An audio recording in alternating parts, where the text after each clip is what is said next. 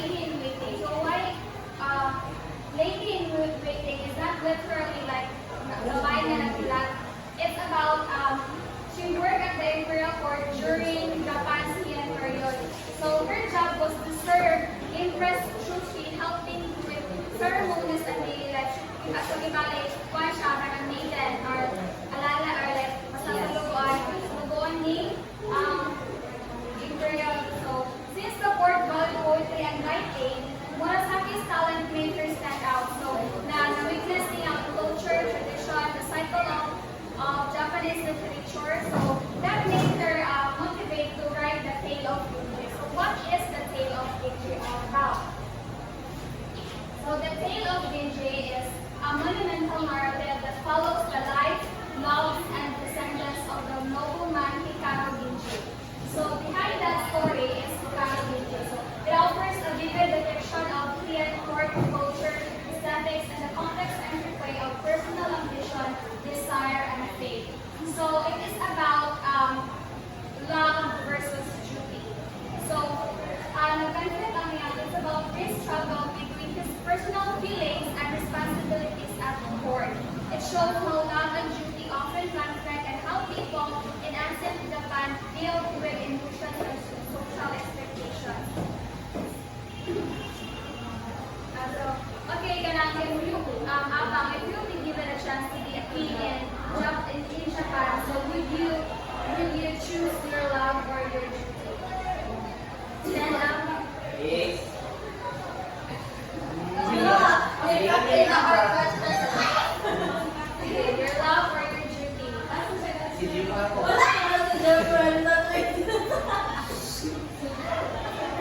Ano ba yung siya?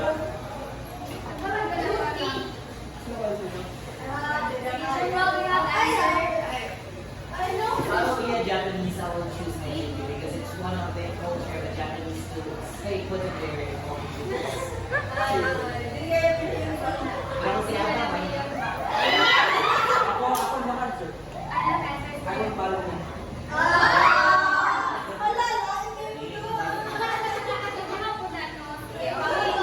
The story is not just about a love story, it's about the sadness and the weight of societal duty. So that's it. And there is a memorable quote in the story of Genji. It is, please everybody read. It is in human nature to be moved by what is fleeting. So questions. So since actually I believe that you have a poetic mind and ideas or thoughts about this. So as you read that quote, what comes into your mind? Just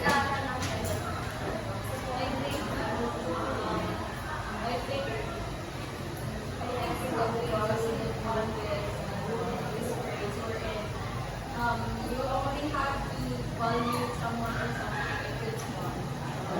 yeah, exactly. That's the thought of this opinion. Okay?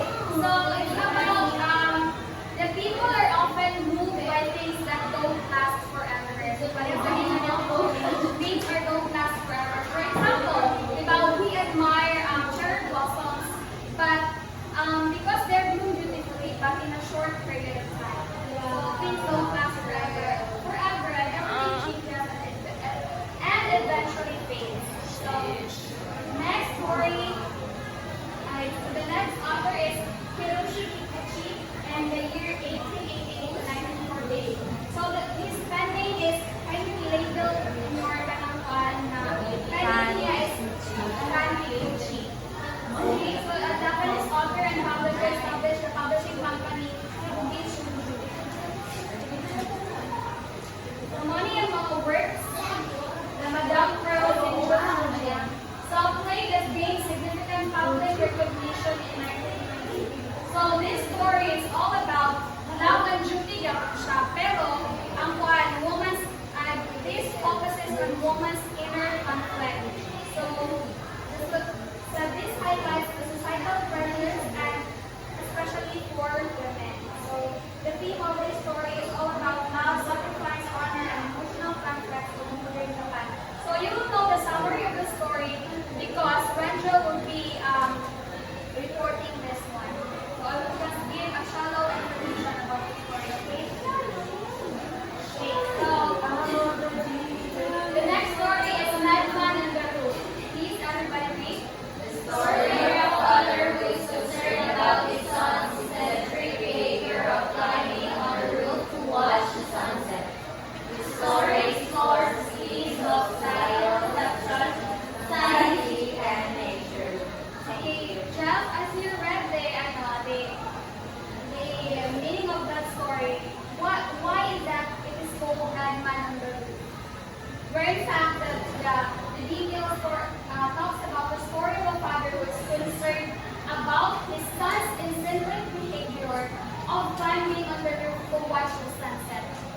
feel like positive man siya masaya, but the title is not enough.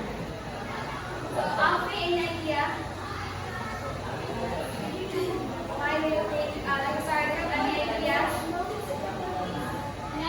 Idea? Yes, yes, Leah, you can. Events of the group. Yeah, exactly. First, yan na.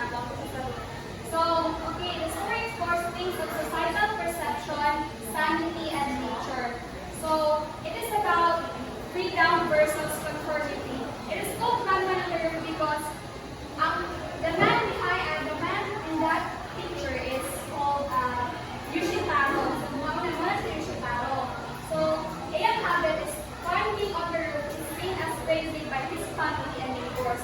Kung tragikuan siya daw, i-label siya na huwag ka na. Tapos, especially his father, even though his father know na kanang normal na sa iyang anak, pero may people reason nila mapapali siya gusto nga dili siya gusto nga makita yung anak na misunderstood bitaw. So, gusto niya. Tapos, the title shows how society often calls people mad. Kung ikaw na tao kayo nakamake ka or like not there's something different sa inyo, tawagin ka nila of mad.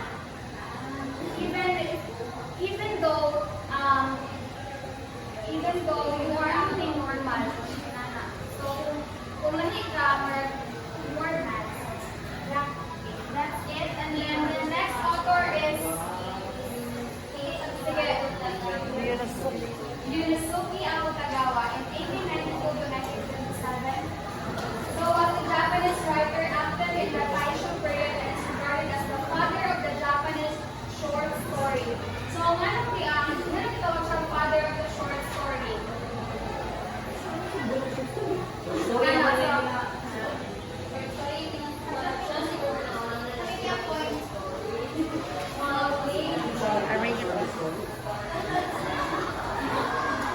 to answer that question, Yunosuke Akutagawa, called father of the short story, it is because he never wrote a full-length novel. Ano lang. So tapos, father of the short story, aside sa short story yung gina-write, short na po lang yan.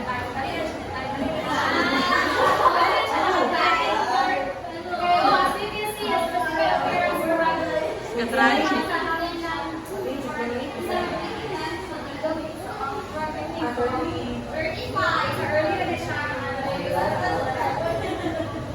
Despite of that,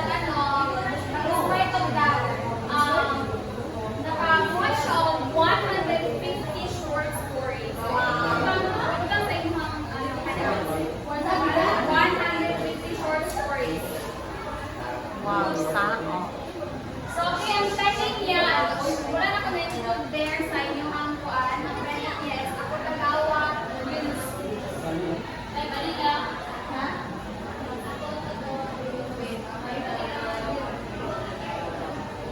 So, next. So, ang inyong mga biguhan is Rashomon. So, please everybody read. A short story that explores the themes of survival, morality, and the dark side of human nature.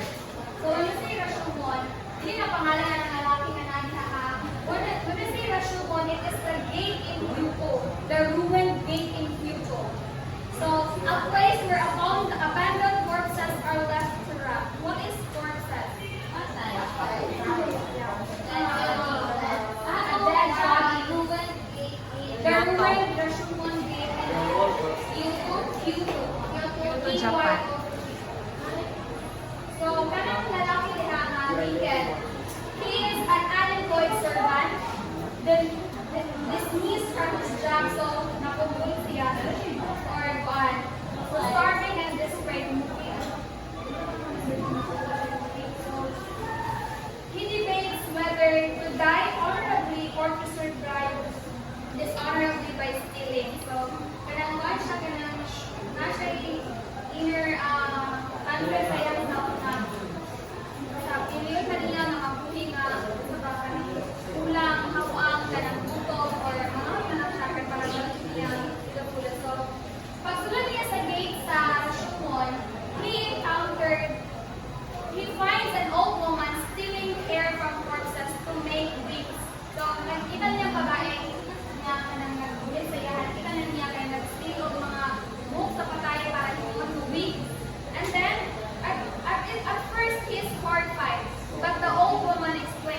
she must do it to survive. So, pareha sila goal.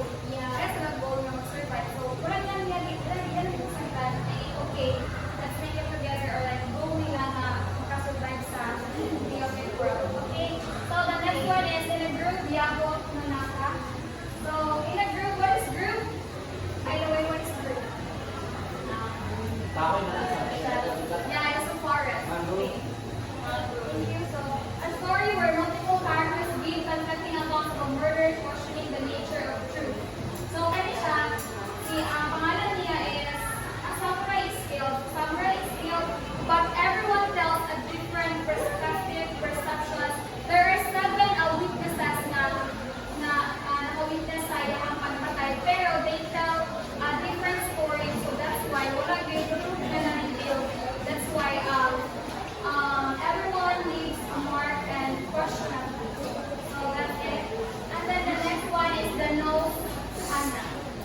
A story about monk. What is monk? Monk. Yes, what's that? Mura pare sa kuhan, sa Yeah, lahat. very good. It's a priest. So, we have a word. As you can see, that's the Shabilong. Parang may sobrang na po na may bilong. So, it's about the Merlot who is embarrassed by it.